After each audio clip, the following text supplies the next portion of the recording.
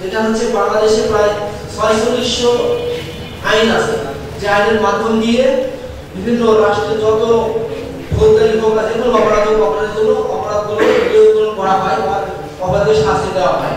কিন্তু তথ্য অধিকার আইনটা হচ্ছে এমন একটা আইন যে আইনের মাধ্যম দিয়ে জনগণ সরাসরি শাসন যারা করছে তাদেরকে নিয়ন্ত্রণ করার একটা ব্যবস্থা। নিয়ন্ত্রণ বলতে এই অর্থে যে তারা তথ্য নেবে, জানবে, জানার পর সেই প্রেক্ষিতে অন্ততপক্ষে তারা কি কাজ করছে সেই জ্ঞানের বিকাশ ঘটবে।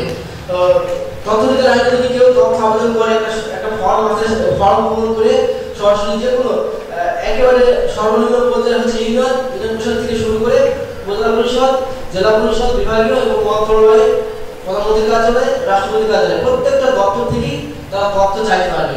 যদি ওই ফর্মটা পূরণ করে দপ্তরে তথ্য প্রদান করা আবেদন করা হয়, আবেদন করলে 20 কার্য দিবস মানে 1 মাসের মধ্যে তথ্য সরবরাহ করতে বাধ্য করা হয়েছে যে কোনো লেভেলের কর্মকর্তাদেরকে। তো এই আইনটা খুবই যুগান্তকারী একটা আইন, সেই আইনটা নিয়ে আমরা কাজ করছি।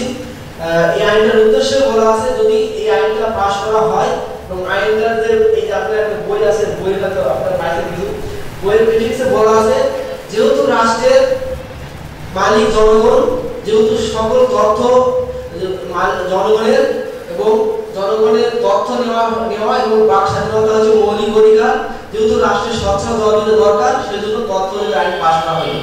4-5টা কথার মধ্যে দিয়ে এই আইনটার উদ্দেশ্য বলে দেওয়া আছে।